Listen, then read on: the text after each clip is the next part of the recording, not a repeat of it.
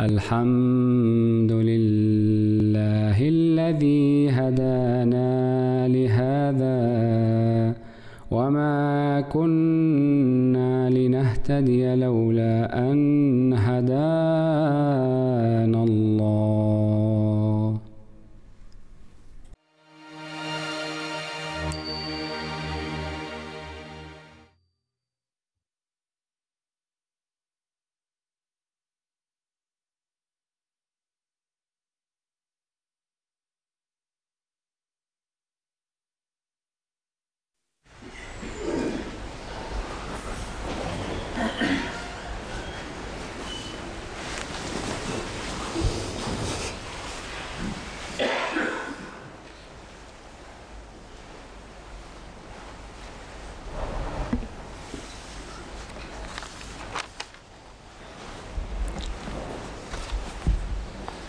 आज आयत 184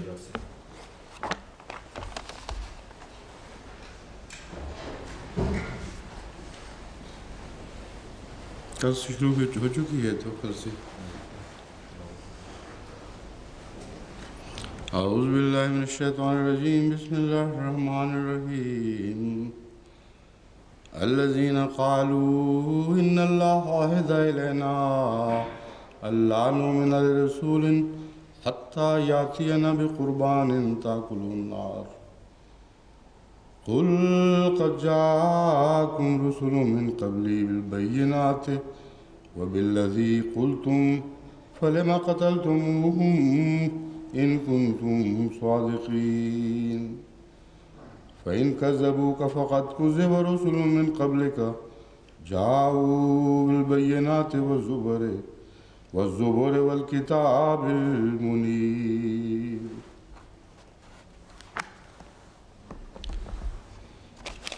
जी आज जापान की खबरें कोई नहीं। यसल अमीरुल मोमिनीन इमाम मस्जिद फ़ضل अताउल मुजीब राशिद अन अखबार اليابان وما هي الأوضاع بعد أن أصيبت بحادث الزلزال ويسأل عن الخدمات التي تقدمها الجماعة الإسلامية الأحمدية هناك للمتضررين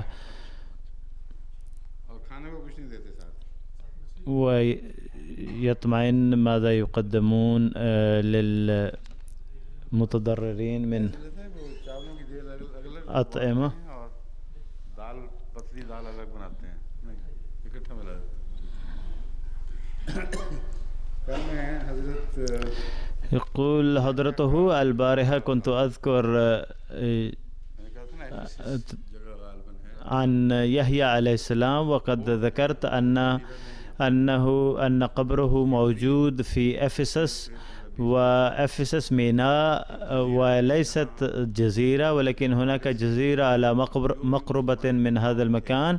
وقد كتب جون يوحنا الذي كان يسكن هذه الجزيرة كتب بعض الرسائل ويتضح من خلال الوثائق أنه كان إنسانا زاهدا وناسكا وإنه كتب من هناك بعض الرسائل التي تحتوي على ذكر المسيح عليه السلام وأنه كان على صلة به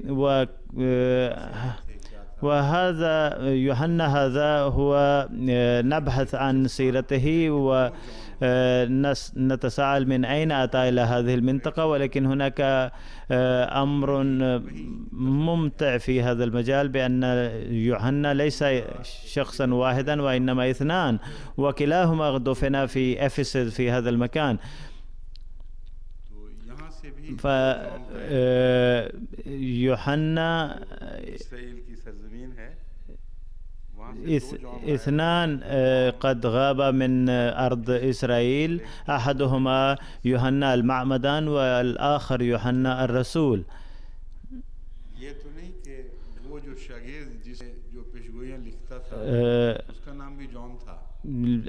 إن الذي كان يكتب النبوات هو أيضا كان يسكن بجنب يوحنا المعمدان ولا نعرف له أثر بعد ذلك وبعض المحققين يقولون بأن الذي جاء إلى هذه الجزيرة وسكن هنا ربما كان يوحنا الرسول الذي كان يكتب النبوات عند يوحنا المعمدان، وهو كان يتتلمذ على يد يوحنا المعمدان، ويوحنا المعمدان كان يملي عليه وهو كان يكتب النبوات. فبما أنه قد اكتشف عن قبر اثنين شخصين وكلاهما يدعى بيوحنا، فقد يكون هذا يوحنا الذي كان تلميذا ليوحنا المعمدان وجاء إلى هنا وسكن في هذه الجزيرة.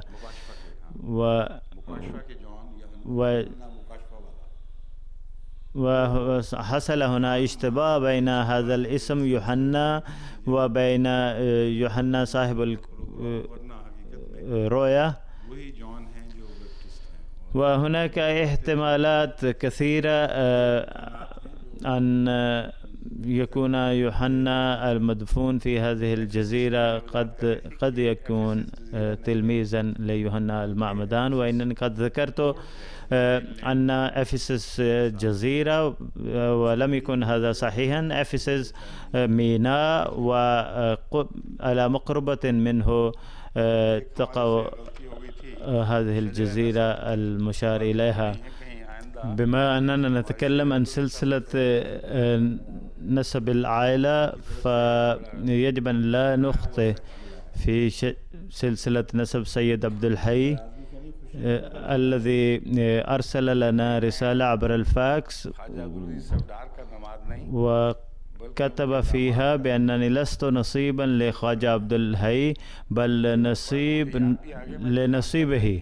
وعندما قرأت هذه الرسالة فتذكرت لأنني كنت أعرف هماه الشيخ محبوب إلهي الذي كان يقيم معنا في بيت الطلباء الأحمديين، وقد أراد أن يدرس القانون في عمر متأخر، وكان إنسانا راعيا وكنا على علاقة وطيدة معه.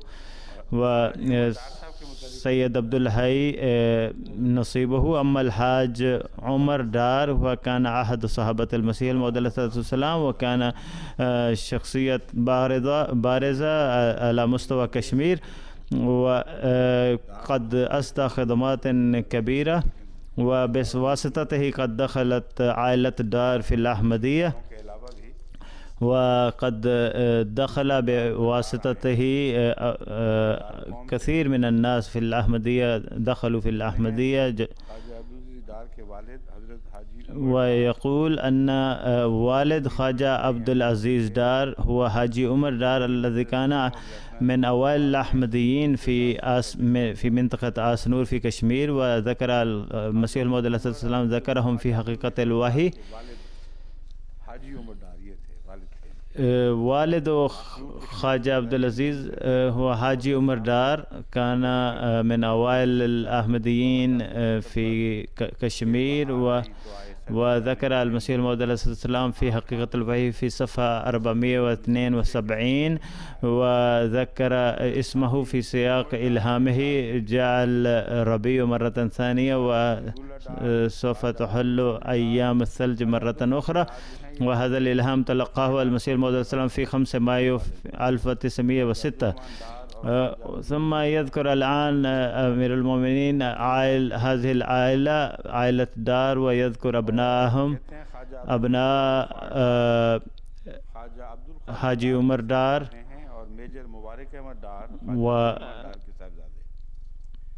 على أي حال في 1929 ذهب المصلح موعود رضي الله عنه مع عائلته مع عائلة المسيح الموعود عليه الصلاة والسلام إلى آسنور، وبقي هناك فترة طويلة، حيث غير اسم هذه المنطقة، كان الاسم ناس نور وغيره إلى آسنور. وأولاد حاجي عمر دار بعض أولاده لا زالوا يقيمون في آسنور، وكلهم قد دخلوا في الأحمدية. في 1929 عندما ذهب المصلح موعود إلى كشمير فكنت معه، وكان عمري آنذاك 9 أشهر، فإنني زرت كشمير في هذا العمر عندما كان عمري 9 أشهر.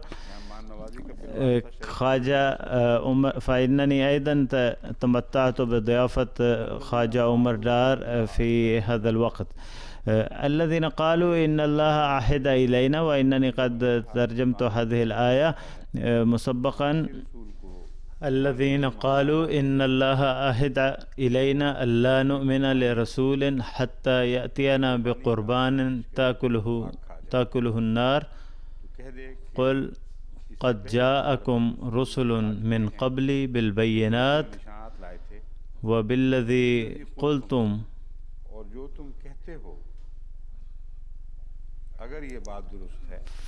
فلما قتلتموهم إن كنتم صادقين. إنكم تقولون بأنهم قد حققوا ما طلبتموه منهم. ليس هذا هو المراد بأن القرآن الكريم يؤيد قولهم، وليس المراد أن مثل هذه المحرقة كانت تحدث على الصعيد الواقع. وبالذي قلتم هذا التعبير، المراد من هذا التعبير بأنكم تدعون أن هؤلاء الأنبياء كانوا يأتون بمثل هذا القربان، ولكن هذا أيضا يؤكد على كذبكم، بأنكم من ناحية تقولون بأنك إذا أتيت بمثل هذا القربان فإننا سنؤمن بك، ومن ناحية ثانية أنتم تدعون وتعترفون بأن الأنبياء السابقين أيضا كانوا يأتون بمثل هذا القربان، ومع ذلك كنتم تكفرونهم وترفضون الإيمان بهم. فلا يصح هذان الأمران، ولا بد أن يكون أحدهما كذبا. إما أن ادعاكم هذا باطل بأنكم ستؤمنون بهذا النبي لو أتى بمثل هذا القربان، أو ادعاؤكم بأن الأنبياء السابقين كانوا يأتون بمثل هذا القربان أيضا باطل. وسيدنا المصلح موعود رضي الله عنه أيضا أخذ بهذا الاستدلال، وقد وجدته في أوراقه أنه ذهب إلى هذا المذهب. أما المفسرون الآخرون فإنهم لم يكلفوا أنفسهم عناء البحث عن هذه القصة في الكتاب المقدس، وبعضهم قد اعترفوا بصحة هذه القصة من خلال تفسيرهم لكلمات وبالذي قلتم. قالوا بأنه قد حدث هذا الحادث مع الأنبياء السابقين، وهذا ما يؤكد عليه القرآن. وهناك طريقة للاستدلال بحيث يؤخذ باعتراض المعترض ثم يتم الرد عليه من خلال النتيجة التي يصل إليها. كما أن هناك أمر آخر الذي يتعلق بصحة هذا الحدث قبل الخوض في البحث عن معانيه. ولكن هناك بعض المفسرين القدامى الذين قد بحثوا عن هذه الأمور في الكتاب المقدس، ولم يقبلوا هذا الأمر بأن مثل هذا القربان كان الأنبياء من بني إسرائيل يأتون به. والآن أفصل في هذا الموضوع.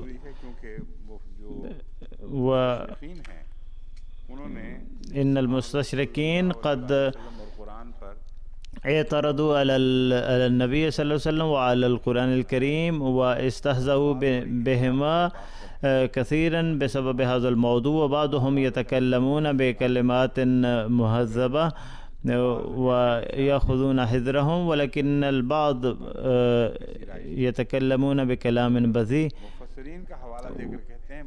وإنهم بكل شطارة لا يعترفون بأن مثل هذا القربان كان الأنبياء في بني إسرائيل يأتون به، ولكنهم ينسبون هذا القول إلى المفسرين المسلمين ويقولون بأنه يثبت من القرآن الكريم أن محمد رسول الله صلى الله عليه وسلم قد عجز أن يأتي بمثل هذا القربان، فلما عجز أن لا يأتي بمثل هذا القربان فإنه يخترع حيلا بأنكم لن تؤمنوا حتى ولو أتينا بمثل هذه المعجزات، ثم ينكرون الإعجاز القرآني والمعجزات القرآنية، ويقولون حيثما طلب من النبي صلى الله عليه وسلم الآية أو المعجزة لأنهم ينسبون القرآن إلى محمد صلى الله عليه وسلم، فيقولون قد رفض الله بأن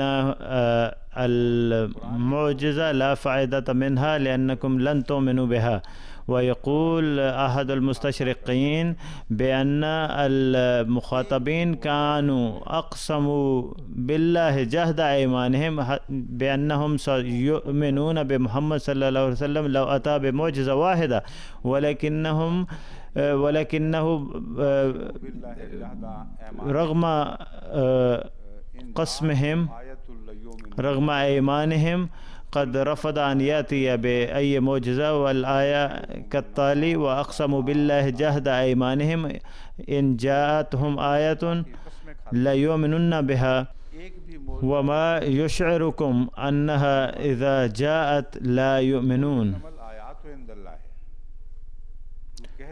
قل إنما الآيات عند الله، أي قل لهم بأن الله لديه آيات كثيرة، ولكن كيف نفهمكم بأي طريقة نفهمكم بأن هذه الآيات عندما تظهر أمامكم فإنكم سترفضونها ولن تؤمنوا بها. فهنا الآية تحتوي على هذا المعنى بأن الآيات موجودة وسوف تظهر هذه الآيات أمامكم، ولكن هناك نبوة بأنكم لن تؤمنوا بها وما يشعركم أنها إذا جاءت لا يؤمنون. فهنا توجد نبوة كامنة في هذه الكلمات عن ظهور الآيات في المستقبل، فإنهم ينسبون إلى القرآن الكريم كلاما كاذبا بحيث يقولون بأننا لا نقدم معجزة لأنكم سوف تكفرونها أو ترفضون قبولها، بل القرآن الكريم حقيقة يقول بأننا سوف نظهر معجزات وتتحقق هذه النبوة، ولكنكم سوف ترفضونها. الآن أقدم بعض المراجع التفسيرية، وإنني أخذت بعض المعلومات من البحر المحيط وروح المعاني، وإنهم جميعا قد اعترفوا بهذا الأمر أن النار كانت تنزل من السماء، وهذا الأمر موجود في الكتاب المقدس بأنه إن لم يأتي الرسول بمثل هذا القربان فلا يمكن قبوله ولا يمكن تصديقه. ويقول الإمام الرازي وهو يذكر رواية عن عباس رضي الله عنه أن من طلب هذه المعجزة من بينهم كعب بن أشرف، كعب بن أسد، مالك بن سيف، وهب بن يهوذا، وزيد بن تابوب، وفنهاس بن آزوزة وغيرهم. وهذا هو الموضوع الذي كان يتعلق بأسباب النزول، وهو بحث فاس لا طائل وراءه، وينبغي عدم الخوض في مثل هذه الأمور. وبعض المستشرقين أيضا اعترفوا بأن مثل هذه الأمور لا تتعلق بفهو الآية، لأن اليهود كانوا يتكلمون بمثل هذه الأقاويل، ولكن القرآن الكريم يذكر موضوعا عاما لا يقتصر على حادث معين. وذكر عطاء قصة كاملة يقول: كان بنو إسرائيل يذبحون لله فيأخذون عطايب اللحم فيدعونها في وسط البيت تحت السماء، فيقوم النبي في البيت ويناجي ربه، فتنزل نار بيضاء لها دوي خفيف ولا دخان لها فتأكل كل ذلك القربان. يقول الإمام الرازي أن للعلماء فيما ادعاه اليهود قولان: الأول هو قول السدي أن هذا الشرط جاء في التوراة،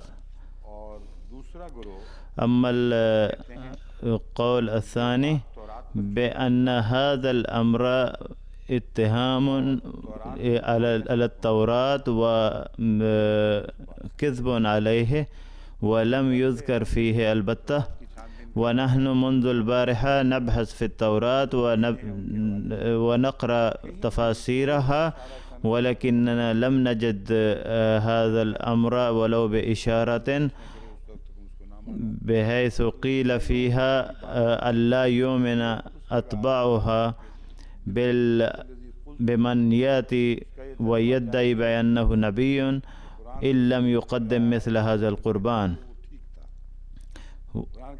يقول القرآن: إذا سلمنا بصحة ما تقولون فلماذا أنكرتم أو لماذا رفضتم الإيمان بالأنبياء السابقين عندما جاءوا لمطلبكم؟ فهذا دليل على كذبكم. فيقول الإمام رازي إن هذا الكلام ليس صحيحا ونسب إلى الكتاب المقدس ولا يوجد فيه، وإن موسى عليه السلام قد أتى بالبينات وأرى فرعون معجزات، ولكن لم يذكر فيها ضمن هذه المعجزات أي قربان تأكله النار.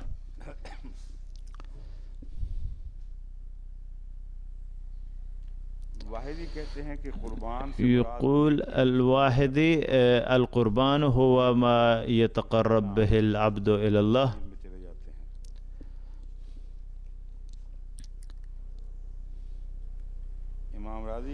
يقول الإمام الرازي: أحد معانيه بما أنكم لم تطلبوا هذه المعجزة على سبيل الاسترشاد بل على سبيل التعنت، فلذلك لن تعطى لكم هذه المعجزة لأن نيتكم قد فسدت. وإذا كان هذا الكلام أو قولكم صحيحا فلماذا قتلتم الأنبياء السابقين؟ أو لماذا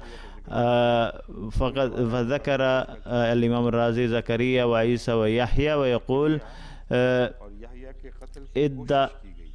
حاولتم قتلهم وقد ادعيتم بأنكم قتلتم عيسى عليه السلام كذبا، فلو كان طلبكم للمعجزة للاسترشاد لما حاولتم قتلهم.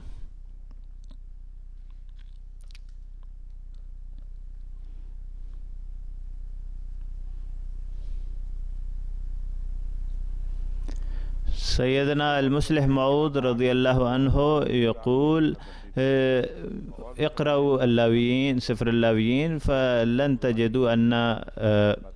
تجدوا فيه أن هناك نارا كانت تنزل لتأكل القربان، وهناك أمور أخرى مراجع أخرى سوف أقدمها أمامكم لاحقا. وقد وردت ترجمة هذه الآية في ملاحظات للمصلح موعود رضي الله عنه، حيث قال: لو صح ما قلتموه الآن لآمنتم بالأنبياء السابقين. وهذه هي الترجمة التي قدمتها في السابق. و مولوي سرور شاه صاحب كان مفسرا رائعا، وكان يأتي بنكات عظيمة من الآيات القرآنية، وهو من ذكره المسيح الموعود عليه الصلاة والسلام في أحد قصائده بالأسد.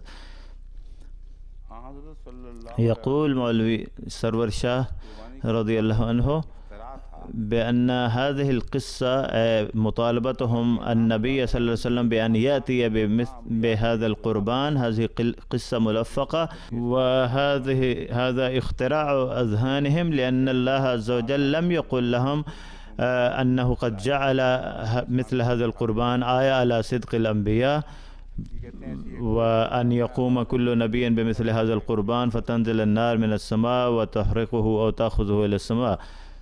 فيقول هذه القصة اخترعتها أذهانهم، وإنني سأقدم لكم بعض المراجع التي سوف توضح حقيقة هذا الأمر.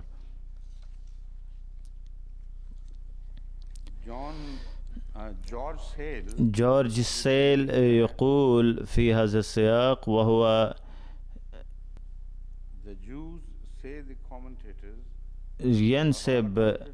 ينسب الأمر إلى المفسرين المسلمين.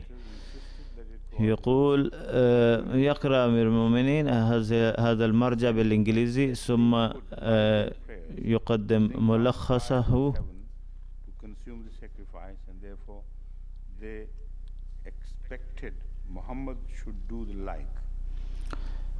يعني يقول بأن المفسرين المسلمين يقولون بأن اليهود كانوا يصرون على أن هذه المعجزة قدمها الأنبياء السابقون، فينبغي أن تقدمها يا محمد هذه المعجزة أمامنا لمن. ثم يقول الآن صرف النظر عن الكتاب المقدس ولم يذكر أنها كانت مذكورة، أن هذا القربان كان مذكورا في الكتاب المقدس، بل يقول إن العلماء المسلمين قد اعترفوا بأن القرآن قد عجز أن يأتي بمثل هذه المعجزة.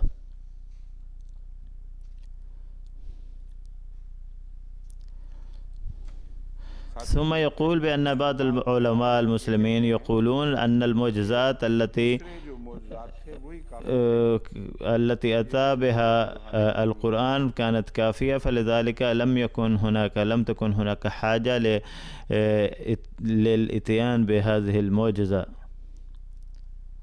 المطلوبة من قبل اليهود. وفي تفسير الجلالين ورد تفصيل لهذا الأمر، كيف كانوا يطالبون بهذه المعجزة، وكيف كانوا يقولون أن تنزل نار بيضاء من السماء لكي تحرق هذا القربان. وورد في التفسير للسيل يقول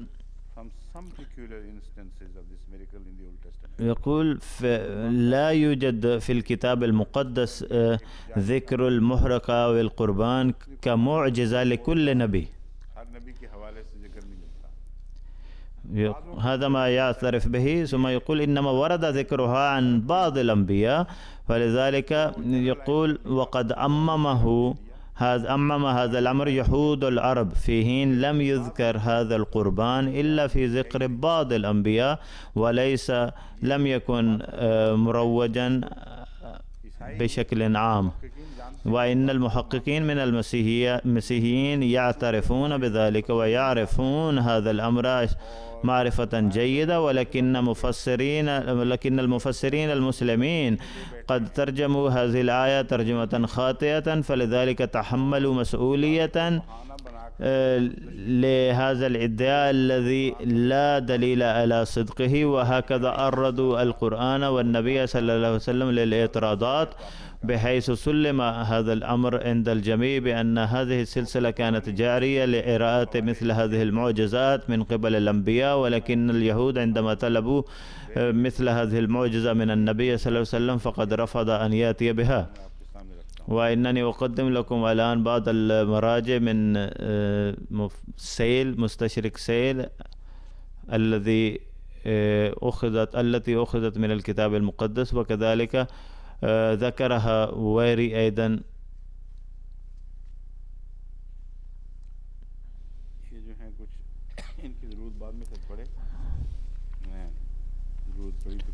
يقول أمير المؤمنين هناك بعض المراجع ربما أحتاج إليها لاحقا، فلذلك أضعها جانبا.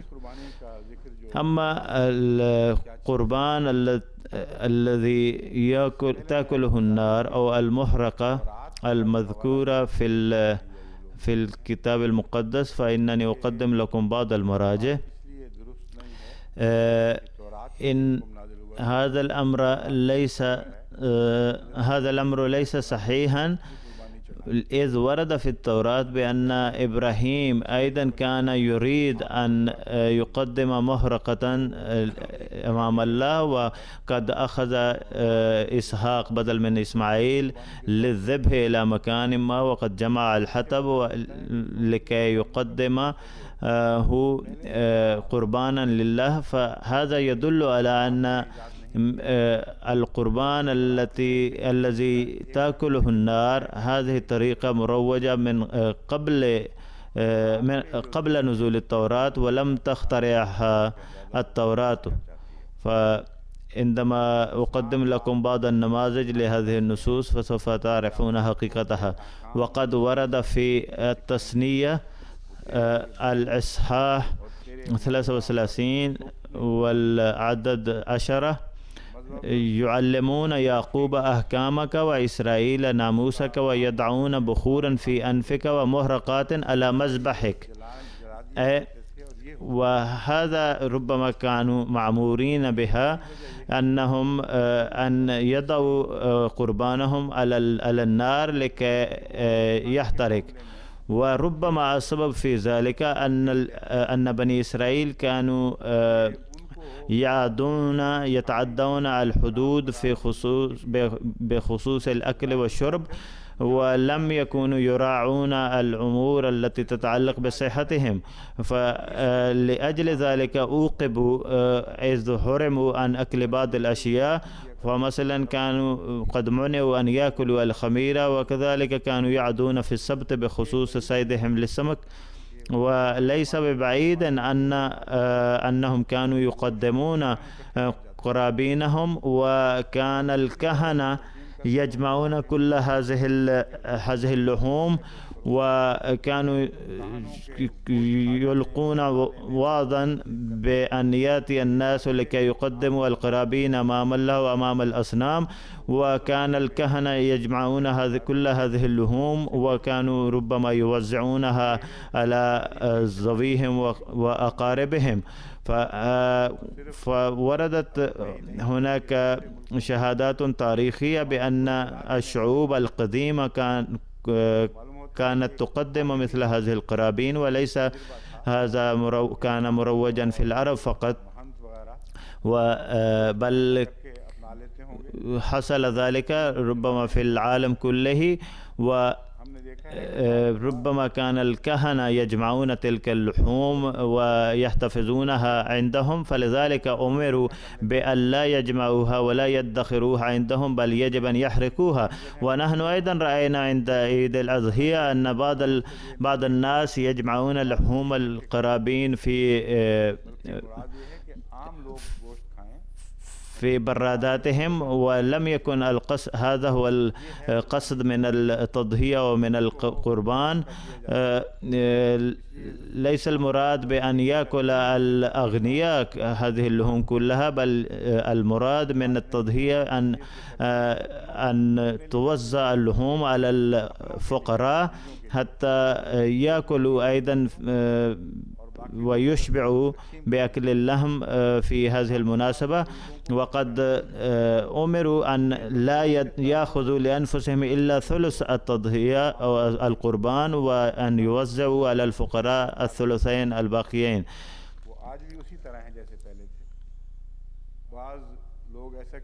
وكان البعض يذهبون على هذا الطريق بحيث كانوا يدخرون لديهم لحم الأضحية، ولم تكن البرادات في ذلك الوقت قد اخترعت، فكانوا يضطرون لتسخين اللحم كل يوم، ولا نعرف ماذا كان يحصل معه بعد عدة أيام.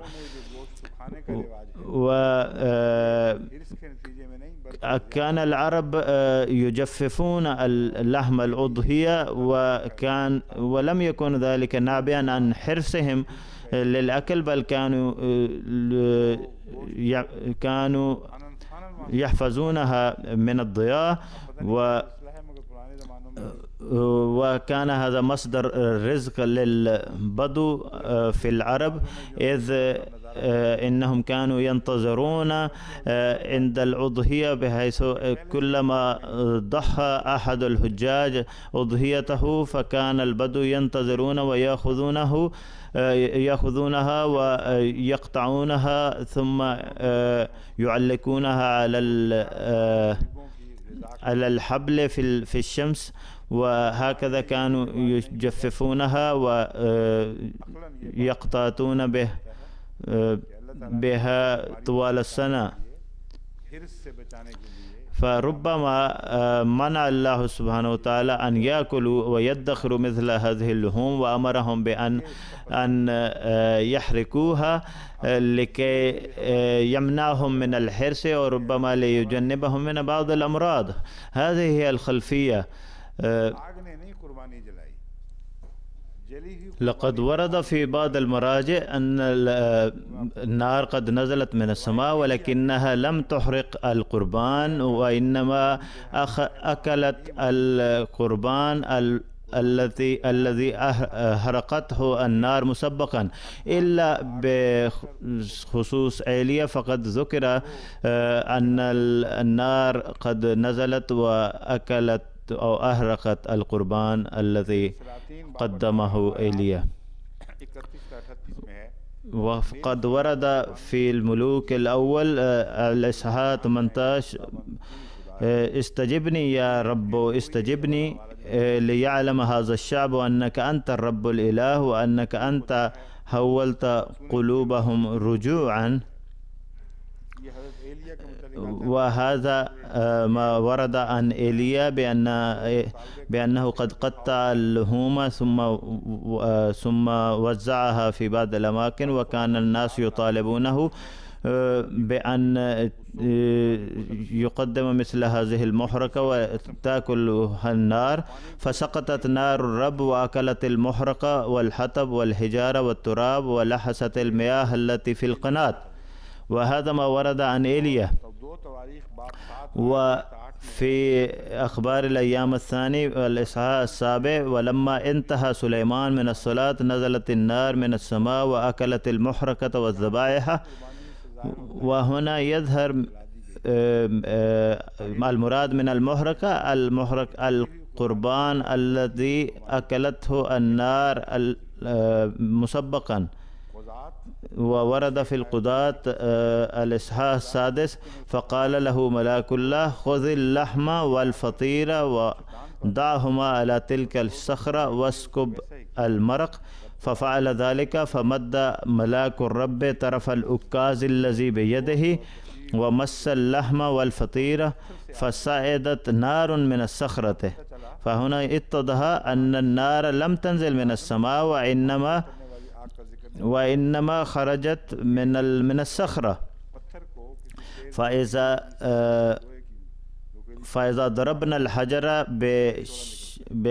بالحديد مثلا فتخرج النار منه. فأما بالنسبة إلى الملك فربما كان الإنسان الذي كان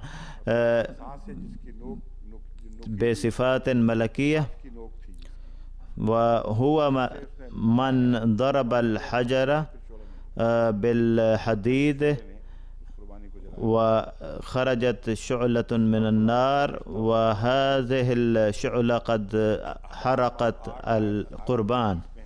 وقد ورد في اللاويين الإصحاح 8: ثم قدم كبش المحرقة فوضع هارون وبنوه أيديهم على رأس الكبش فذبحه.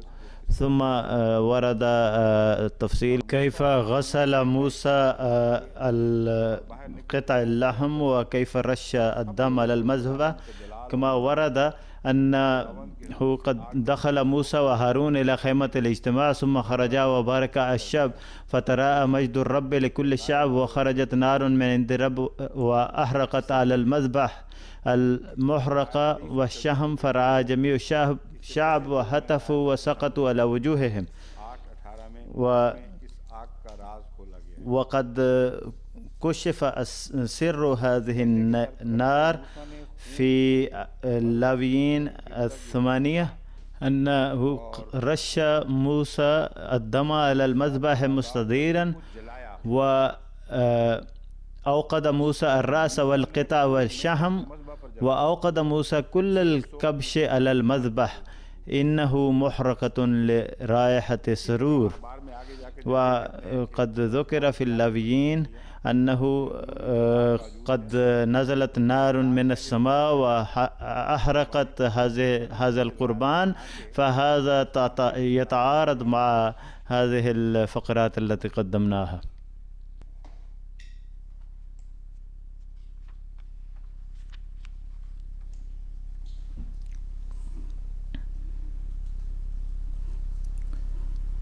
और हवाले जो हैं दूसरे उनमें وهناك مراجع أخرى قد ورد فيها أن النار قد نزلت من السماء، ولكنها قد نزلت على ذلك القربان الذي تم إحراقه مسبقا. وأما بالنسبة إلى إبراهيم عليه السلام فإنهم يعتبرون إسحاق بدل من إسماعيل الذي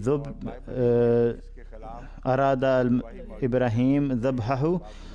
ويثبت من خلال الكتاب المقدس أن ما ذهب إليه كتاب الكتاب المقدس ليس صحيحا، لأنهم يعتبرون إسحاق ابنه البكر، فلا يمكن أن يعتبر إسحاق الابن البكر لأن إسماعيل كان الابن البكر. وهذا الكلام لا يتعلق بموضوعنا، نحن بصدد موضوع المحرقة أو القربان الذي تأكله النار. فقال ورد هذا الأمر، ورد عن إبراهيم أنه قال لغلامه اجلس أنت هنا وأما أنا والغلام فنذهب إلى هناك ونسجد ثم نرجع إليكما. فهذا الأمر يتعارض مع سيرة إبراهيم بأنه كان قد كذب على هذا الشخص بأنه ذاهب ليسجد، وفي حين أنه كان يريد أن يذبح ابنه. فلا يمكن لأحد أن يطمئن عند قراءته للكتاب المقدس أنه كلام الله عز وجل. فإذا كان ذاهبا لتقديم هذه التضحية كان يريد أن يذبح ابنه ويقدم هذه التضحية أمام الله عز وجل، فإنه بسبب كذبه قد أفسد هذه الأضحية. ثم ورد فأخذ إبراهيم حطب المحرقة ووضعه على إسحاق ابنه، وأخذ بيده النار والسكين، فذهبا كلاهما معا. وكلم إسحاق وإبراهيم أباه وقال يا أبي، فقال هانذا يا ابني. فقال هو ذا النار والحطب، ولكن أين الخروف للمحرقة؟ إنه كان قد أخذ النار معه ولم تنزل النار من السماء، رآها ابنه وقال عندك حطب النار وأين الخروف الذي سوف تحرقه؟ فقال إبراهيم الله يرى له الخروف للمحرقة يا ابني. فهنا أيضا لم يصدق مع ابنه لأنه قد شك في الأمر. فلما أتيا إلى الموضع الذي قال له الله بنى هناك إبراهيم المذبح ورتب الحطب وربط إسحاق ابنه ووضعه على المذبح فوق الحطب. فهنا يمكن أن تلاحظوا الفرق بين البيان القرآني وبيان الكتاب المقدس. إن لم يصحح القرآن الأخطاء الواردة في الكتاب المقدس، وإن لم ينزه ذلك البيان من جميع الشوائب التي قد دخلت فيها بيد الإنسان، لا اعترض على الأنبياء، لأنه في هذه القضية أيضا نسب إلى إبراهيم أنه كذب مرتين. فلذلك إن القرآن الكريم قد ذكر إبراهيم وقال إنه كان صديقا نبيا، إنه كان صادق الكلام، وكان جميع الأنبياء صادقون، ولكن إبراهيم كان صديقا على وجه الخاص. يقول القرآن الكريم بأنه ما لم يكبر إسماعيل لم يرد إبراهيم أن يذبحه رغم تكرر الإشارات التي كان يتلقاها بخصوص ذبح ابنه. فعندما كبر قليلا فسأله بأنني أرى مرة بعد أخرى في الكشوف والرؤى بأن الله سبحانه وتعالى يشير إلى أن أذبحك، واستجاب ابنه وقال افعل ما تؤمر. هذا هو الكلام الإلهي. وعندما يقرأ أحد مثل هذا الكلام يصلي على إبراهيم وعلى ابنه. أما هذه القصة بأنه حيث يذهب إبراهيم مع ابنه وهو لا يصدق الكلام معه ويشك ابنه ويسأله أين الخروف الذي تريد أن تذبحه، فيكذب مرة ثانية ويقول له بأن الله سوف يهيئ هذا الخروف، ولكنه عندما يصل إلى ذلك المكان فيربطه إبراهيم ويضعه على الحطب.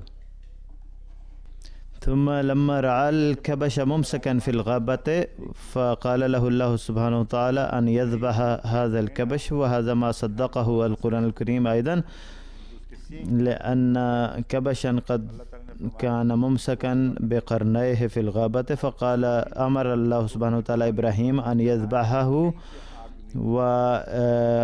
وأحركه بحسب بيان الكتاب المقدس، أحركه إبراهيم ولكن لم تنزل أي نار لكي تأكله.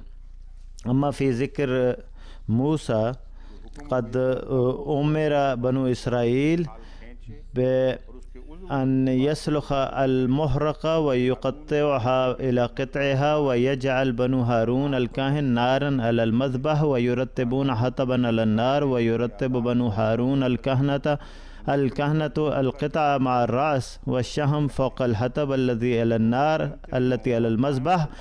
أما أحشاؤه وأكارعه فيغسلها بماء، ويوقد الكاهن الجميع على المذبح محرقة وقود رائحة سرور للرب. يقولون هذا هو الأمر الواضح الموجود والوارد في الكتاب المقدس لم يقل يأمرهم الله عز وجل بأن ينتظروا نارا تنزل من السماء، بل أمر بشكل واضح يجب أن تحرقوا تقطعوا بهذا الطريق وتحرقوا دماءها بهذا الشكل، ثم تضعوها على النار. ولكن كل ذلك حتى يشم الله رائحة سرور للرب، وهذا أيضا أمر نابع عن السبيانية. كيف يريد الله عز وجل في الكتاب المقدس أن يشتم رائحة لحوم محرقة، فإذا كان الله يتلذذ بهذه الرائحة فكان يستطيع أن يأكل ويتلذذ بهذا الطعام، فكان ينبغي أن يقدم له مثل هذه اللحوم. فهذا الأمر يدل على أن الناس قد أضافوا أمورا كثيرة إلى كلام الله عز وجل. هذه منة القرآن الكريم على الكتاب المقدس وعلى هؤلاء الذين يتمسخرون مع البيان القرآني، بحيث قدم القرآن الكريم المضامين الواردة في الكتاب المقدس نزيهة من كل الشوائب، بحيث لا يمكن للعقل الإنساني أن يعترض عليها. أما ما ورد في الكتاب المقدس فقد عبثت اليد الإنسانية بالكلام الإلهي فشوهته. ثم ورد في اللاويين ويوقد الكاهن على المذبح فوق الحطب الذي على النار.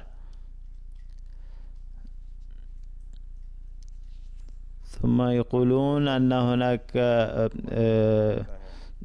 قد ورد ذكر القربان الذي كان يقدمه داود وكذلك نوح عليه السلام أيضا والذي كان قبل إبراهيم وأنه قدم قربانا تأكله النار. وهذا ادعاء باطل بأن التوراة قد جاءت بهذا الأمر وعينته كمعجزة حتى يعرف صدق الأنبياء بهذه الطريقة، بل كان معروفا في السابق أيضا. وورد عن نوح: وبنى نوح مذبحا للرب وأخذ من كل البهائم الطاهرة ومن كل الطيور الطاهرة وأصعد محرقات على المذبح فتنسم الرب رائحة الرضا. يبدو أن كاتب هذه الجمل كان قد اشتم ريحة الطعام المطبوخ وكان جوعانا فاستحسن هذه الرائحة ونسبها إلى الله عز وجل. والآن أعود إلى المرجع الذي قدمته بخصوص إيليا. يقول أحد المستشرقين المسيحيين، ولا أجد هذا المقتبس وإنني كنت قد قرأت هذا المقتبس، وإذا وجدناه فإننا سوف نضيفه في هذه الدروس عندما تطبع. وإن هذا المستشرق يطعن في النبي صلى الله عليه وسلم ويذكر إيليا، ولعل هذا المستشرق ويري ويقول أن القرآن يخلو من أي نوع من المعجزات، بل عجز أن يأتي بالمعجزة. وذكر هذا القربان تأكله النار، ويقول هذا القربان وهذه المحرقة موجودة ومذكورة في الكتاب المقدس، أما القرآن فقد اخترع حيلا للتنصل من قراءة المعجزة. ثم يعرض نموذجا للمعجزات التي ينسبها المسلمون إلى نبيهم، ويقدم هذه النماذج وهو قد أخذها من التفاسير غير المعروفة وغير الموثوق بها، وقد اختار حتى من هذه التفاسير اختار تلك المعجزات التي تحقق غايتهم. وإنهم قد جاءوا ببعض الأمور المنسوبة إلى النبي صلى الله عليه وسلم وهي ليست صحيحة، وجاء بمثل هذه الأمور التافهة لكي يثبت بأن هذه الأمور كانوا يعتبرونها معجزات. أما عندما طلب النبي صلى الله عليه وسلم بأن يأتي بهذا القربان تأكله النار كما حصل مع إيليا، فإنه لم يأت بها.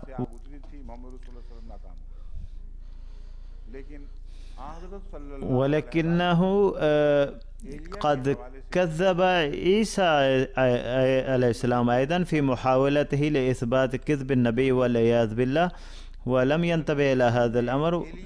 وحصل ذلك لأن المسيح لم لم يأخذ معجزات إيليا على ظاهرها، وهذا هو إيليا نفسه الذي طلب من المسيح عليه السلام أنك إذا كنت مسيحا فأنت تعلم أن إيليا قد صعد إلى السماء على مركبة وإنه سوف ينزل قبل مجيئك، أين إيليا حتى نؤمن بأنك قد جئت بعده مسيحا؟ فقد قال المسيح إن يوحنا المعمدان هو إيليا، آمنتم به أم كفرتم به؟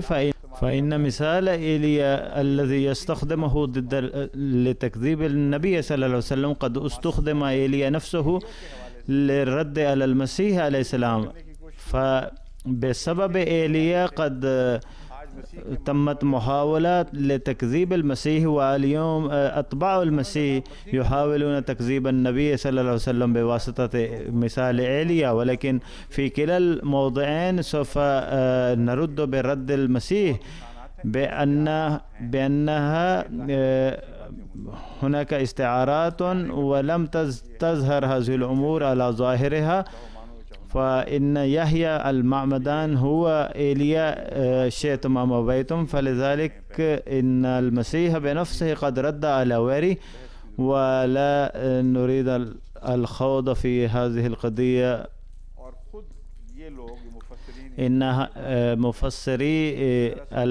المفسرين المسيحيين يعرفون بأن النار لم تكن تنزل لكي تحرق القربان، بل كانت هناك بعض الأحداث تتعلق بالبرق. وكذلك قدم تبرير آخر أنهم عندما كانوا يحرقون القربان، وخاصة عندما كانوا يحرقون شحمه، فإن اللهيب كان يتعالى، وفي بعض الأحيان كان يتعالى بعض أنواع الغازات من الشحم، وعندما تصيبها شعلة من النار كانت تظهر أو تري هذا المشهد بأن النار قد نزلت من السماء أو من الأعلى إلى الأسفل.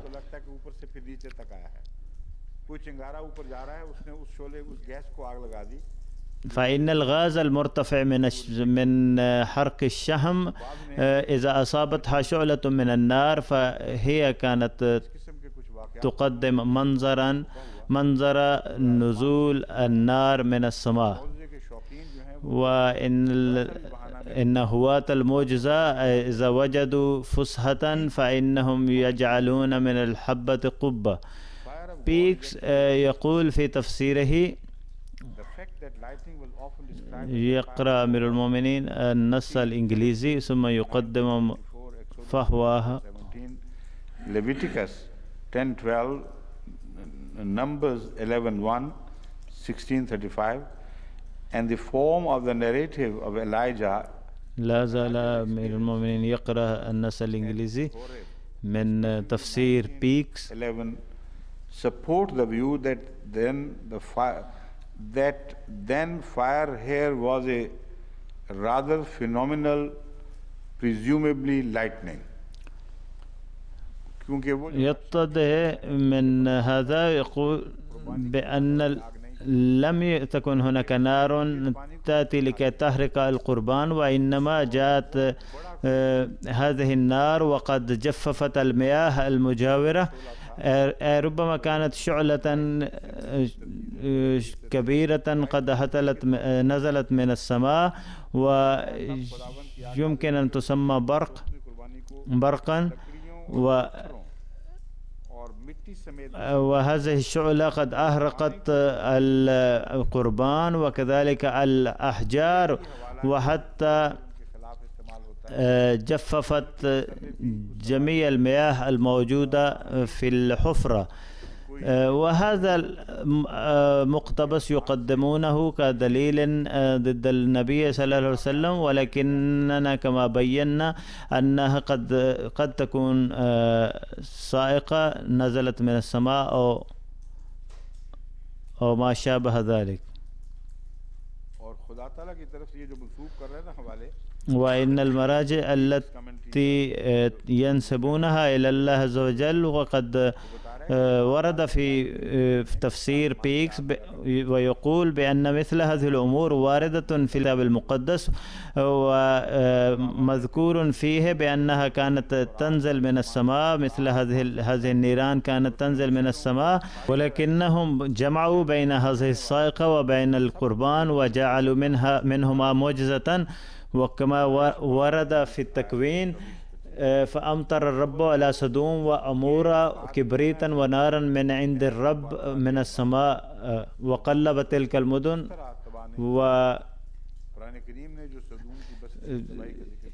إن القرآن الكريم قد ذكر دمار قرية سدوم، وهو البيان المعقول الذي يأتي بأدلة واضحة. يقول الله عز وجل بأنكم إذا سافرتم على السبل التي تمر من قرب الأماكن التجارية، فإنكم سوف تعثرون على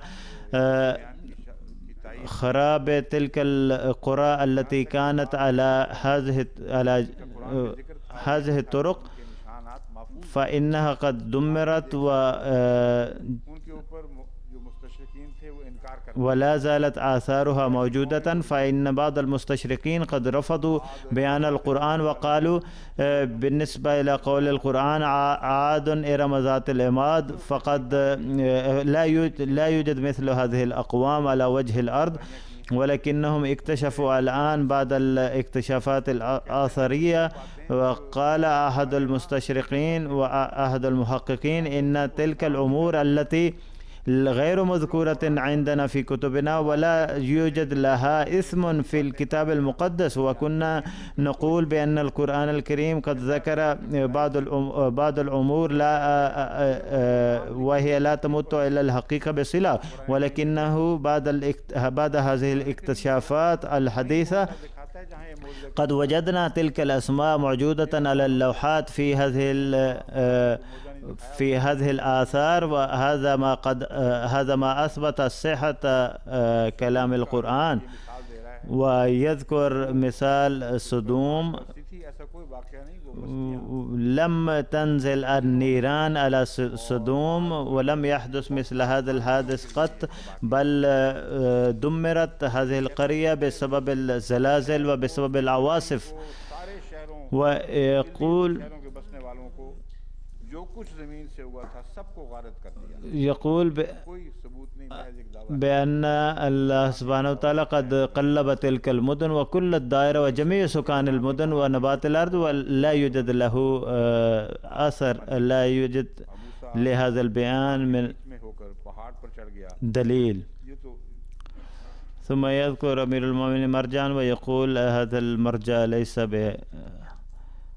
لا يقع على جانب كبير من الأهمية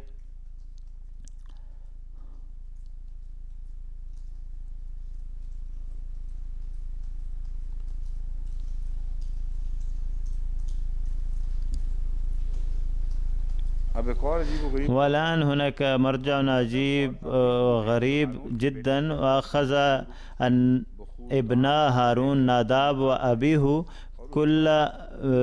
كل منهما مجمرته وجعل فيهما نارا ووضع عليها بخورا وقرب शायद मुरादो गैरों की आग उठा के ले आए हों وقرب أمام الرب और दोनों को खा गई यानी कुर्बानी को नहीं बल्कि उन बंदों को ही खा गई जिन्होंने ऊपरी आग فخرجت نار غريبة तो कुरान ने तो ऐसे वाक़यात का जिक्र فأكلتهما कुरान की शान لم يذكر القرآن مثل هذه القصة ولا يذكر مثل هذه الأمور الخرافية إلا إذا كانت هناك بعض الحقيقة في بعض الأحداث فإن القرآن الكريم يذكرها بكل صفاء ويزيل جميع الشوائب العالقة من على يد الناس.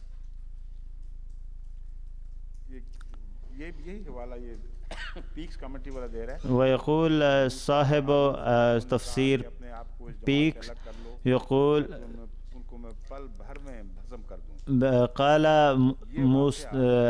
قال الله لموسى وهارون بأن ينفصلا عن هذه الجماعة لكي يقضي الله عليهم بآن واحد.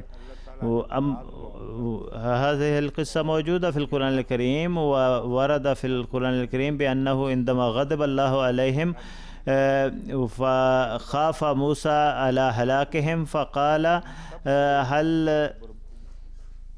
قال موسى تهلكنا بما فعل السفهاء منا ونحن أبرياء هل تهلكنا بسبب سيئة ارتكبها هؤلاء الناس فهذا وبهذا الأسلوب المفعم بالألم والحرقة قد دعا موسى فنجاه الله سبحانه وتعالى ومن معه من الابتلاء.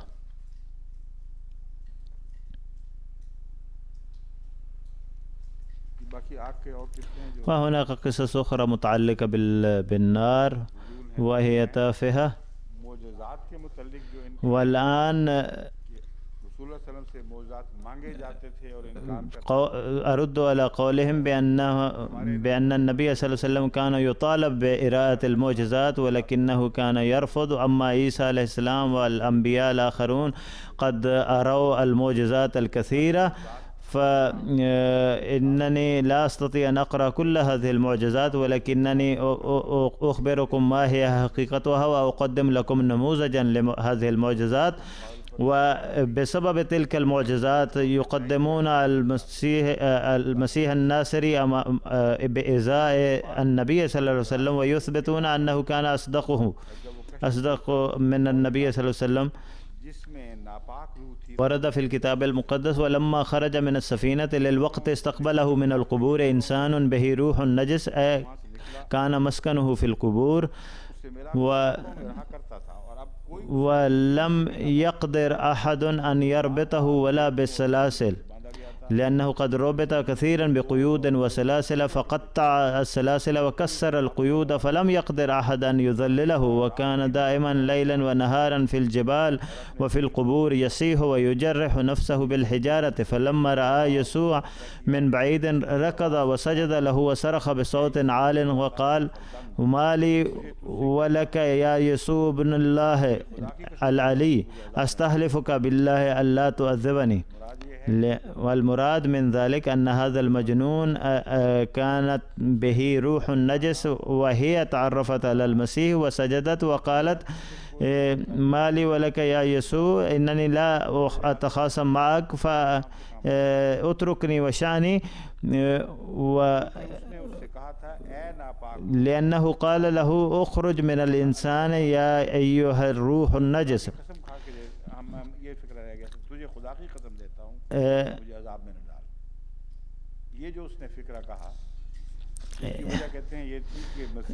قالت الروح: أستحلفك بالله ألا تعذبني. وقالت ذلك لأن المسيح قال لها: اخرج من الإنسان يا أيها الروح النجس. فإن مثل هذه القصص المتعلقة بالجن والشبح وسيطرته على الإنسان، وأن يهزأ الإنسان بهذه القوة بعد أن يركبه الجن الشبحي، فإن مثل هذه الحالات موجودة الآن. وهذه الحالات تحدث نتيجة مرض بالإنسان، بحيث تتفاقم بعض القوى في داخله ولا يستطيع أن يسيطر على قواه. وهذا مشاهد في هذه الأيام أيضا. أحد كتب من ربوة بأن أمي التي هي ضعيفة لا تستطيع المشي، ولكنها في بعض الأحيان تطرأ عليها حالة وهي لا يمكن أن نسيطر عليها، ونحن ندعو كثيرا من الرجال حتى يمسكوا بها.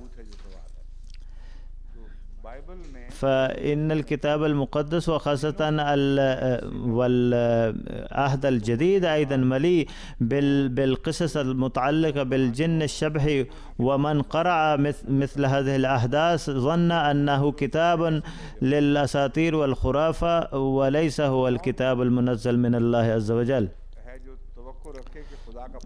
فمن يمكن أن يتوقع بأن نبيا طاهرا من الله عز وجل يمكن أن يري مثل هذه المعجزات الخرافية؟ ثم سأل المسيح، سأل هذه الروح: ما اسمك؟ فأجاب قائلا: اسمي لجيعون لأننا كثيرون. ولا يوجد ذكر هذا الأمر بأن المسيح قد سأل الروح: ما اسمك؟ فذكره المرقس فقط، ولم يذكر أصحاب الأناجيل الآخرون، لأنهم ظنوا أنه ربما يعترض على ذلك ويقال أن المسيح لم يكن يعرف اسمه وهو إله. فأجاب قائلا: اسمي لجئون لأننا كثيرون. وطلب إليه كثيرا ألا يرسلهم إلى خارج الكورة، أي طلبت الروح هذه الأرواح النجسة بأن لا يخرجها المسيح من خارج هذا الجسد، جسد الإنسان. وكان هناك عند الجبال قطيع كبير من الخنازير يرعى، فطلب إليه كل الشياطين قائلين: أرسلنا إلى الخنازير لندخل فيها. उन गरीबों का क्या? فالآن ما ذنب هذه الخنازير؟ बस उसने उनको इजाजत فأذن لهم يسوع للوقت कि अच्छा मैं तुम्हें निकालूंगा तो सही, लेकिन तुम إنني سأخرجكم उनको जुल्म भी देखें कैसा किया। عن من هذا الجسد، ولكنه ظلمها लेकिन फिर क्या حيث سمح لهم بأن تدخل في الخنازير، فخرجت الأرواح النجسة ودخلت في الخنازير، فاندفع القطيع من على الجرف إلى البحر، وكان نحو 2000 فاختنق في البحر. فمثل هذا العدل قد أقام اليسوع مع الخنازير، ومثل هذه المعجزات قد أظهرها وأراها للناس.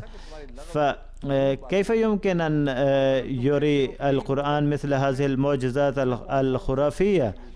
فكان البيان القرآني يتسم بالحقيقة بأن الأنبياء السابقين قد أروا ما المعجزات التي أنتم تتوقعون منهم، وبحسب قولكم فمع ذلك لم تؤمنوا بهم، فكيف يمكن أن تؤمنوا بما يقدمه القرآن الكريم؟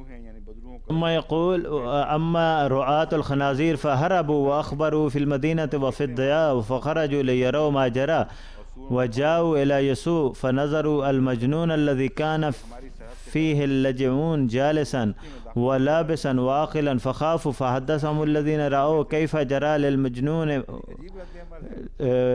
وعن الخنازير، فابتدأوا يطلبون إليه أن يمضي من تخومهم. فإنهم طلبوا من لما دخل السفينة طلب إليه الذي كان مجنونا أن يكون معه، فلم يدعه يسوع، بل قال له: اذهب إلى بيتك وإلى أهلك وأخبرهم كم صنع الرب بك ورحمك. उसने उसे इजाजत न दी, बल्कि उससे कहा कि अपने लोगों के पास अपने घर जा। قال له المسيح: اذهب إلى بيتك وإلى أهلك وأخبرهم كم صنع الرب بك ورحمك. इसका चर्चा होने लगा कि यीशु ने ऐसे बड़े काम किए हैं, सब लोग ताज्जुब करते थे।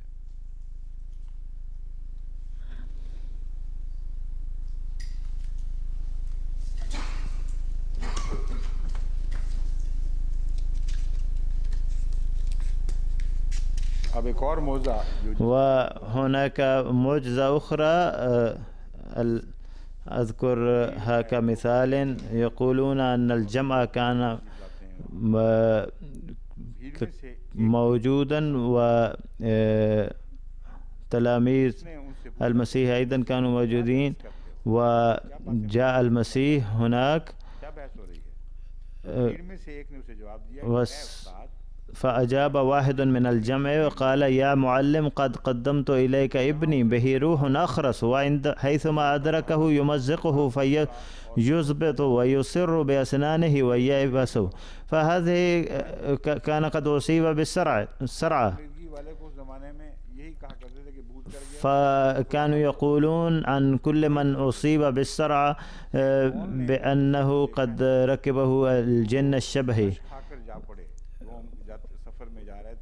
وعندما رأى بولس المسيح سقط مغشيا عليه وكان يزبد. والآن يقول المحققون المسيحيون بأنه قد أصيب بالصرع، ومثل هؤلاء الناس يتكلمون بكلام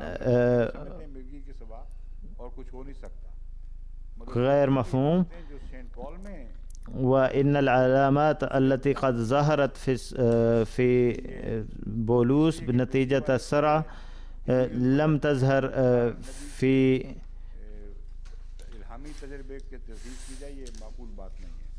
الأنبياء الآخرين، ولا يمكن أن تصدق مثل هذه الأمور.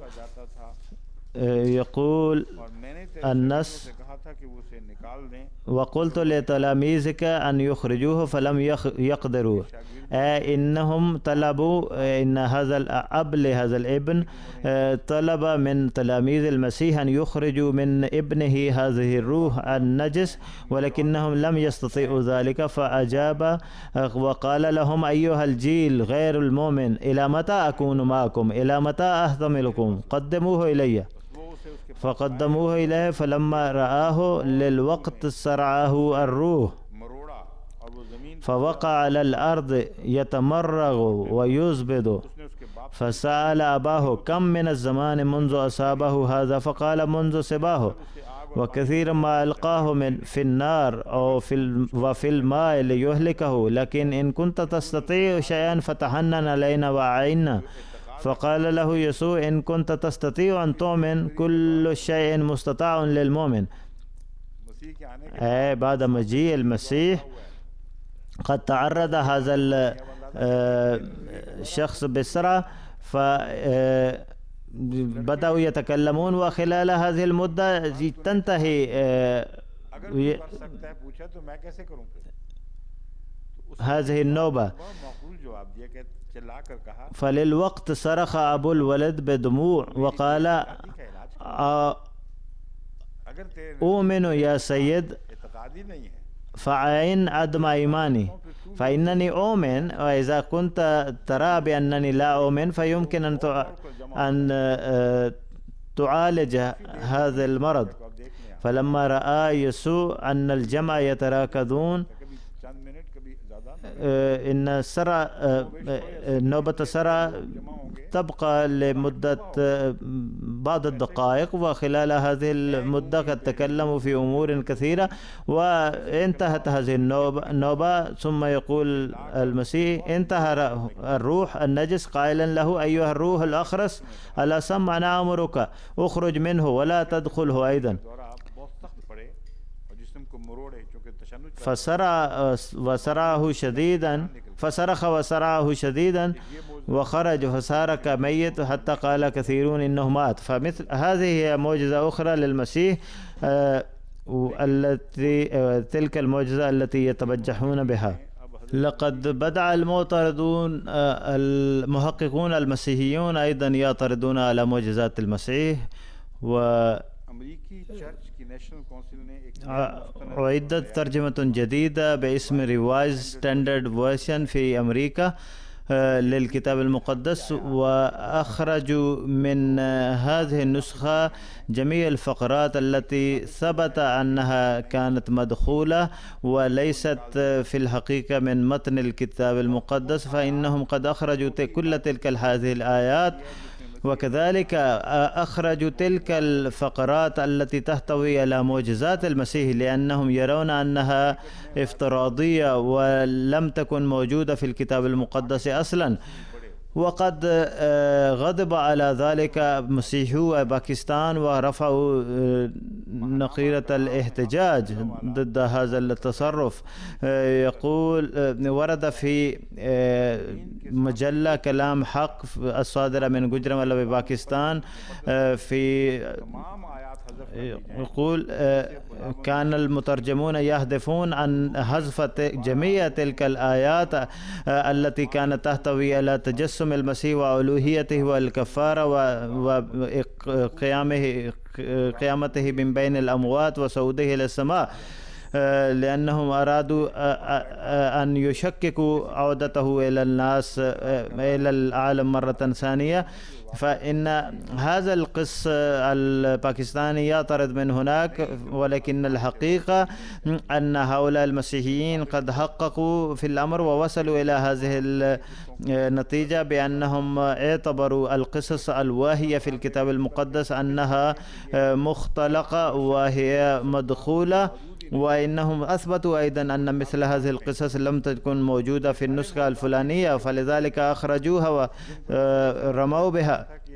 فهكذا قد انتهت جميع تلك المعجزات التي كانوا يتبجحون بها وبسببها كانوا يعترضون على أن النبي صلى الله عليه وسلم.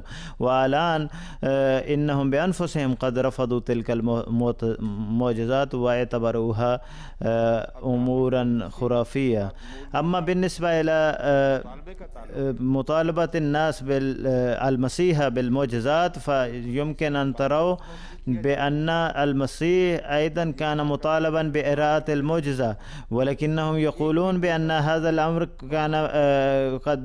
كان معروفا عن القرآن بأن القرآن كان مطالبا بإراءة المعجزة ولكنه رفض. ويقولون بأن الأنبياء السابقين كلما طلبوا أن يروا المعجزة فكانوا يرونها. ويقولون عن النبي صلى الله عليه وسلم بأنه قد طلب أن يري المعجزة ولكنه فر ولم يظهرها. ولكن المسيح يقول جيل شرير وفاسق يطلب آية، إن من يطلب هذه الآية إنهم جيل شرير وفاسق. فإنني لا أستخدم مثل هذه الكلمات من عند نفسي، وإنما أورد كلمات قالها المسيح. يقول جيل فرير وفاسق يطلب آية ولا يعطى له آية إلا آية يونان النبي. أين كانت معجزات أخرى للمسيح؟ فإنهم كانوا يقولون له لم ترنا أي معجزة إلى الآن، فلذلك أظهر لنا الآن معجزة واحدة. ويقول المسيح بأن جيل شرير وفاسق يطلب آية، ولكنهم سوف يعطون معجزة واحدة فقط. ولكن القرآن الكريم يقول قل إنما الآيات عند الله وما يشعركم أنها إذا جاءت لا يؤمنون.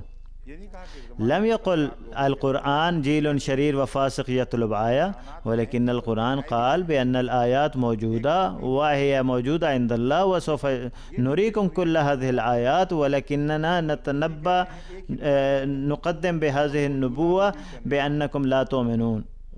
ولكن المسيح قال بأنني سأريكم آية واحدة، ولكن المسيحيين قد أنكروا هذه الآية لأن آية يونا النبي بأن يبقى المسيح في بطن الحوت ل3 أيام و3 ليالي ويبقى حيا ويخرج حيا، هذه كانت معجزة وقدمها المسيح. ولكن المسيحيين الذين يؤمنون بالمسيح ينكرون أن تكون قد حدثت هذه المعجزة على حقيقتها، إذ يقولون بأنه قد مات. فهذه القصة ملفقة بأنه قد عاد إلى الحياة بعد الموت. كانت آية يونح النبي أنه قد تغلب على الموت ولم يتعرض للموت رغم الظروف غير المواتية، ولكن المسيح قد مات بحسب الكتاب المقدس، فلم تتحقق هذه الآية أيضا. أما المعجزات التي يرددونها فهي أيضا كانت عجيبة وغريبة، وإنني أقدم نموذجا لكم. يقولون مر المسيح ببركة واسمها بيت حسدة، لها 5 أروقة، وفي هذه كان مضطجعا جمهور كثير من مرضى وعمي وأرج وأسم ويتوقع. لم تكن هذه معجزة المسيح، وإنما كان الناس يتوقعون المعجزات هنا وهناك، وكانوا ينتظرون تحريك الماء. ولماذا يتحرك الماء؟ لأن ملاكا كان ينزل أحيانا في البركة ويحرك الماء، فمن نزل أولا بعد تحريك الماء كان يبرأ من أي مرض اعتراه، فكان الآخرون ينتظرون حتى يأتي دورهم. ومثل هذه المعجزات كانت تحدث في تلك الأيام. وكان هناك إنسان به مرض منذ 38 سنة، بقي منذ 38 سنة ينتظر دوره. عندما رآه مسيح يسوع مضطجعا وعلم أن له زمانا كثيرا، فقال له أتريد أن تبرأ؟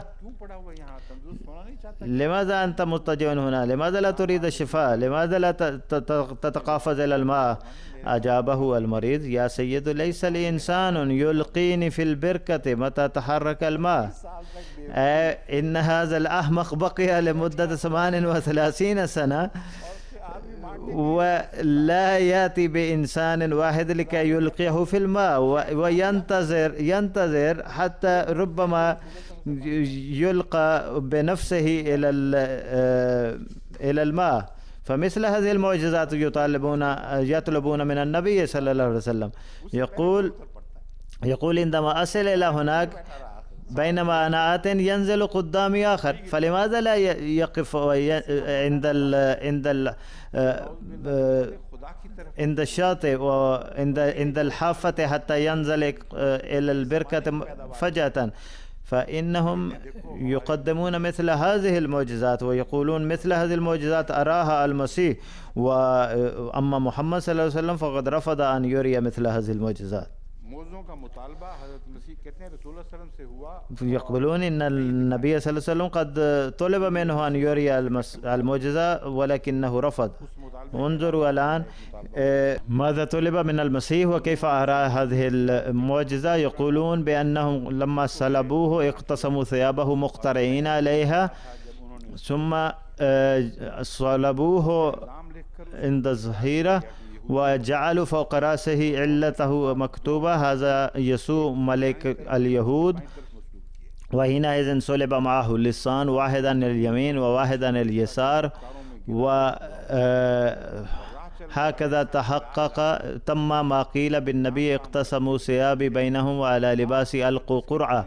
وكان المجتازون يجدفون عليه وهم يهزون رؤوسهم قائلين: يا ناقض الهيكل وبانيه في 3 أيام، خلص نفسك إن كنت ابن الله، فانزل عن الصليب. ألم يكن هذه مطالبة؟ وكذلك رؤساء الكهنة أيضا وهم يستهزئون مع الكتبة والشيوخ قالوا: خلص آخرين وأما نفسه فما يقدر أن يخلصها. إن كان هو ملك إسرائيل فلينزل الآن عن الصليب فنؤمن به. قد وكان يلعنه كل من وكان اللسان أيضا صلب، اللذان صلبا معه يعيرانه، فكانوا يطالبونه بأن يري هذه المعجزة. فقد أهين المسيح إهانة شديدة، وكانوا يبصقون في وجهه وكانوا يقولونه: أنت كنت تدعي بأنك تحيي الموتى، فلماذا لا تفعل ذلك؟ لماذا لا تنقذ نفسك؟ فهل لو كان المسيح قد أراهم مثل هذه المعجزات، هل كان من المتوقع أن يعملوه بهذه الطريقة؟ فلو كان قد أراهم مثل هذه المعجزات لوقف ألوف من الناس وكانوا سيقولون: نحن رأينا هذه المعجزات تحدث على الصعيد الواقع، وماذا تقولون؟ وإن الكتاب المقدس مليء بمثل هذه المعجزات، ولكنه لم يتقدم أحد لكي يقوم بهذه الشهادة، ولم يلعن هؤلاء الظالمين أحد بأنه قد أراكم معجزات كثيرة وأنتم قد رفضتم أن تقبلوها. لذلك إن القرآن الكريم يقول بأنكم أنتم الذين قد رفضتم تلك المعجزات وأنتم لم تؤمنوا بسبب تلك المعجزات لم تؤمنوا بالأنبياء. ثم يقولون: وكان واحد من المذنبين المعلقين يجدف عليه قائلا: إن كنت أنت المسيح فخلص نفسك وإيانا. فأجاب الآخر وانتهره قائلا: أولا أنت تخاف الله إذ أنت تحت هذا الحكم بعينه، أما نحن فبعدل لأننا ننال استحقاق ما فعلنا، وأما هذا فلم يفعل شيئا ليس في محله. ولعله كان يشبه بالسجين الذي كان مع يوسف عليه السلام. على أي حال ثم قال ليسوع: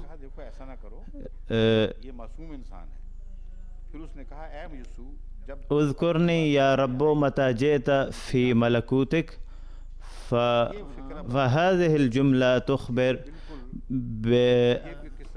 أن هذه القصة افتراضية أيضا لأنه كان مجرما وقد اعتقل ولم يكن مؤمنا بالمسيح. كيف يمكن أن يقول اذكرني يا رب متى جئت في ملكوتك؟ فإذا كان المراد من ذلك أن يدخل في ملكوت السماء، فإن قوله هذا متى جئت في ملكوتك كأنه قد خرج منها.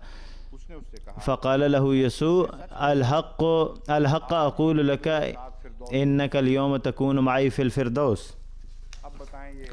الآن فليخبر ويري وأصحابه، هل كذب المسيح قبل الموت؟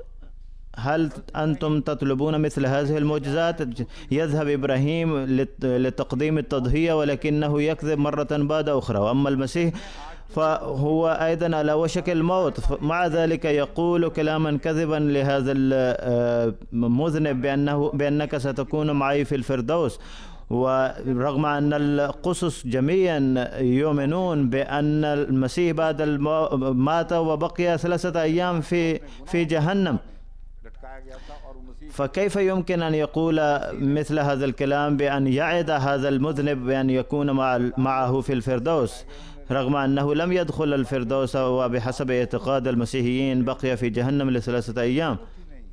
فلا داعي للشهادة الخارجية لإثبات كذب ما ورد في الكتاب المقدس. وإذا قرأتم بعيون مفتوحة وبيقظة تامة الكتاب المقدس فإنكم سوف تكتشفون تفاهة القصص الواردة في الكتاب المقدس. يتكلم أمير المؤمنين مع صاحب الكاميرا جسفال صاحب، هل انتهى الوقت أم لا؟ ويقول سوف ننتهي من هذا الموضوع في خلال وقت يسير.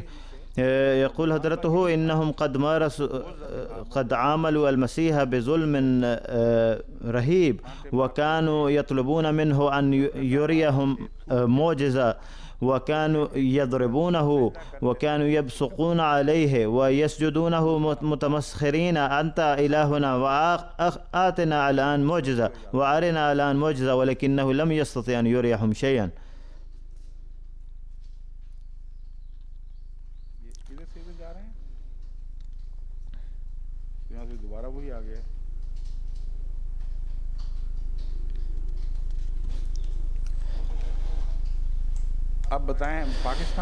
والآن في باكستان أيضا تحدث بعض التغييرات، وهناك منظمة في باكستان التي تحتج ضد القصص الواهية والأساطير الخرافية الواردة في الكتاب المقدس، وتقول بأنها يجب أن تشطب من الكتاب المقدس. وأحد أعضاء هذه المنظمة إعجاز چودھری الذي ألف كتاب بعنوان تطهير تطهير الكتاب المقدس، يقول وقدم بعض المراجع من هذا الكتاب، يقول هناك الكتاب المقدس يحتوي على كلام الله وعلى كلام الناس. كان القصص في الهند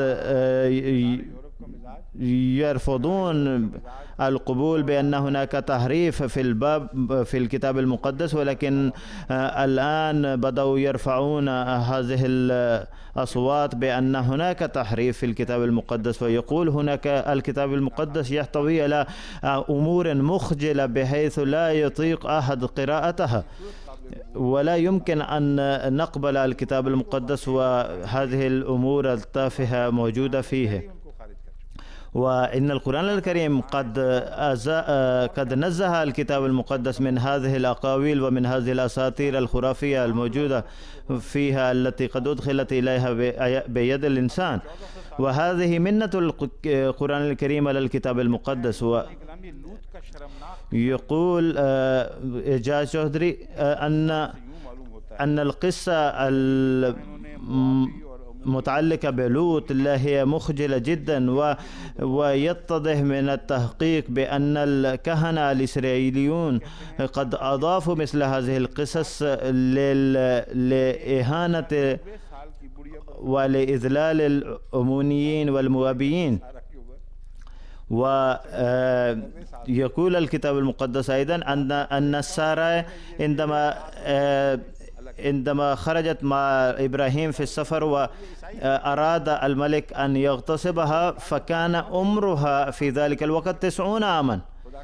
فيقول لا يمكن أن يكون مثل هذا الكلام هو كلام الله. ثم يقول كيف إن خدع إسحاق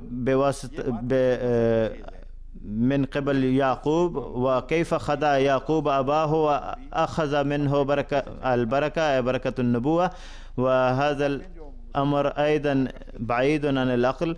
فإن تلك الأمور التي كان المسلمون ينبهون بها المسيحيين ويقولون بأن هذه الأمور لا يمكن أن تنسب إلى الله عز وجل، اليوم بدأ المسيحيون بأنفسهم يكتشفون ويقولون بأن هذه الأمور لا تمت إلى الكتاب المقدس بصلة. ثم يقول هناك بعض الأحداث التي تتعلق بيهوذا ولوط، فإن مثل هذه القصص المخجلة لا يمكن أن يقرأ أحد جالسا مع ابنته، أو لا يمكن أن تقرأ ابنته وهي جالسة مع أبيها، ولا يمكن أن يقرأ مثل هذه القصص لا يمكن لأحد أن يقرأ مثل هذه القصص وهو جالس في العائلة. ثم يقول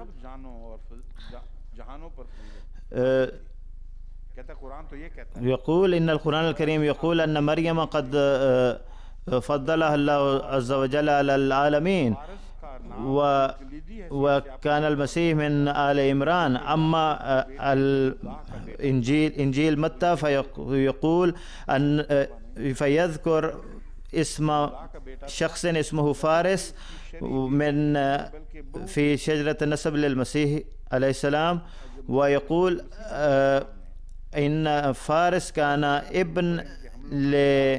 كان حفيد ليعقوب، وكان من زوجاته الغير الشرعية.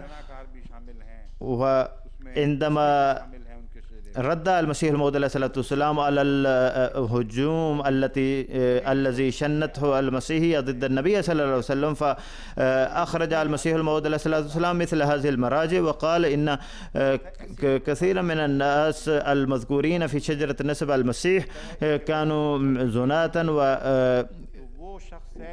ولكنهم أثاروا ضجة على هذا الأمر ورفعوا القضايا في المحاكم وقالوا إنه ارتكب إهانة ضد المسيح، ولكنهم الآن بأنفسهم بدأوا يقولون مثل هذا الكلام. يقول هذا الرجل فارس الذي ذكر في نسب المسيح قد ولد من بطن كنته. Raymond E. Brown, An Introduction to New Testament Christology, Miracles Performed by Others Around the Time of Jesus. يقول حضرته الآن قد هذا الموضوع يحتاج إلى البحث والتفصيل، وإننا قد جمعنا بعض المراجع لهؤلاء المحققين الذين يقولون إن هذه المعجزات المنسوبة إلى المسيح متشابهة للأساطير الموجودة في الأديان السابقة أو في الأديان الخرافية السابقة، لأن جميع الأساطير الخرافية المنسوبة إلى من كانوا يعبدون الشمس في روم وفي بعض البلاد الأخرى، فإنهم نقلوا كل هذه الأساطير الخرافية ونسبوها إلى المسيح، ولا يوجد لها أساس من الصحة. وإنني أترك هذا الأمر وسوف أتناولها غدا إن شاء الله، وسوف ننتهي من قصة هذه المعجزات مرة واحدة، لأنها يقول المشايخ للمسيح الموعود عليه الصلاة والسلام أرنا معجزة، ولكن هناك معجزات كثيرة ولكنهم لا يؤمنون بها، فإنهم يعترضون بنفس هذا الاعتراض الذي اعترض على المسيح.